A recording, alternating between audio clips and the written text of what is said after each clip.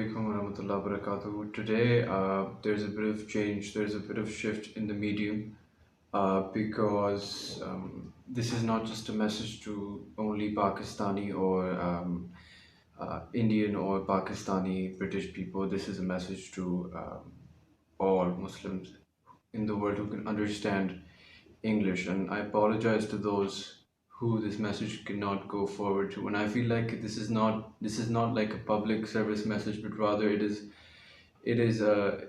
something to hold on to. I feel like it hasn't come to me easily either. I think there's a lot of experience that's gone into extracting this knowledge and then putting it into perspective, especially according to the ahadith.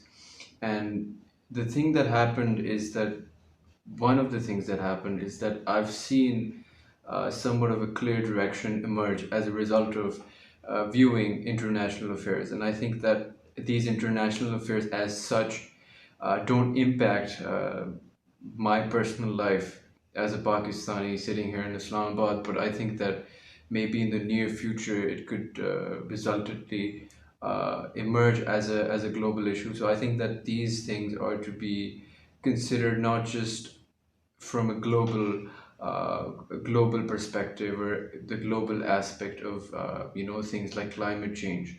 So we've seen the countries who actually progressed with regards to climate change are the ones who actually took it seriously, and they took it as their own responsibility to do something about it. So in the same way, I think that Muslims have to understand that because the hadith goes with roughly the words that the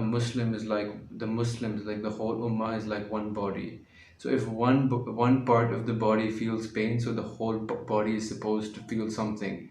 Like if your foot hurts, so you're obviously going to feel that pain resonate throughout your whole body. And I think that as an ummah, we've sort of lost that connection with the rest of the world, and we've sort of collapsed into a nationalistic image of the world. And I think that that's perhaps, and it's not just that I think that, it's that most of the thinkers that have come into Islam have proposed that this is perhaps one of the deepest issues with regards to how the Muslim Ummah has declined.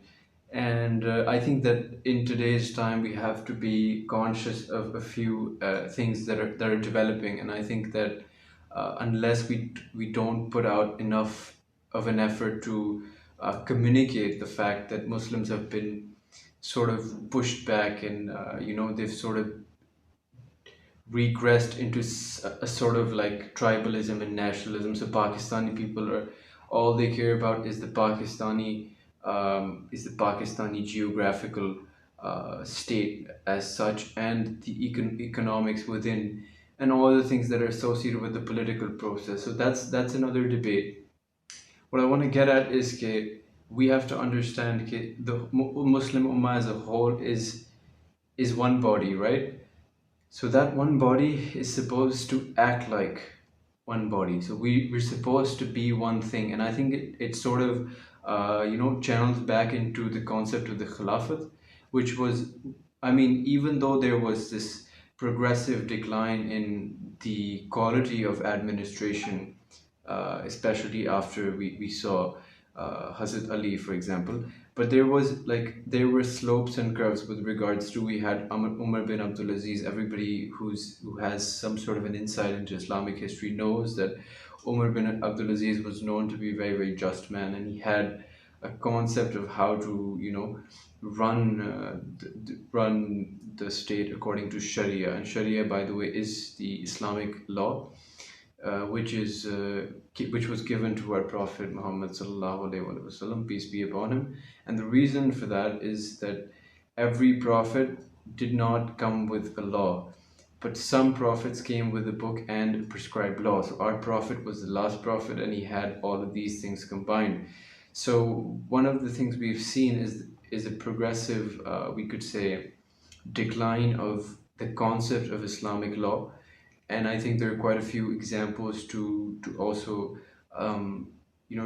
point at that. But what I'm trying to get at is that there's so many things that we need to we need to compartmentalize and then compile together with regards to the decline of the Muslim Ummah so that we can come to a conception of how it's going to rise eventually. And it's going to happen. We have all the projections, the ahadith. The events are slowly coming into what we could say the picture, and we clearly can see that it's going to happen. It's just a matter of when.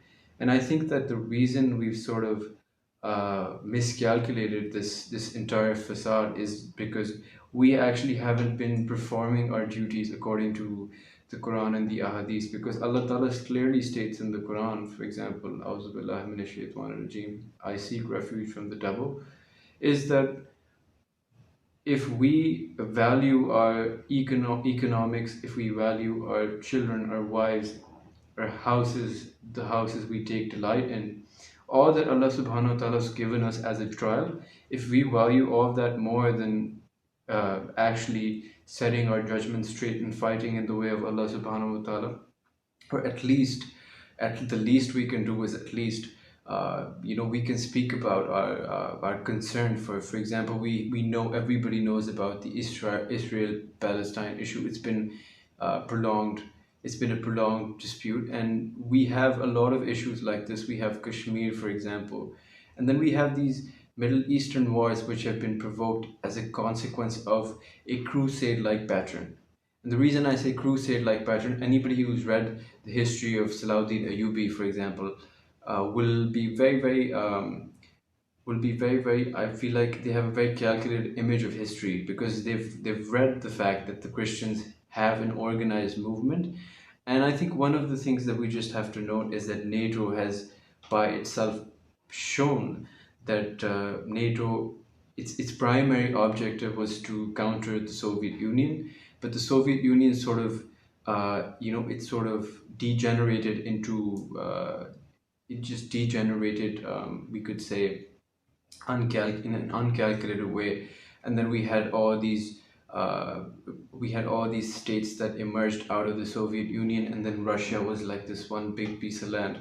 So now we see that Russia is like an Orthodox Christian country largely, and even though the war in Ukraine is going on maybe for almost about a year now, there's this immense dissension between the people because they don't want to fight people of their own faith. So it would be something like the Muslims would not want to fight the Muslims, even though they had some kind of dispute. So I think that these things have to be taken into account. But however, we need to look at the bigger picture, and that is that the Christians are definitely one group of people, just like the Jews are one group of people and the Muslims, even though there's division in between.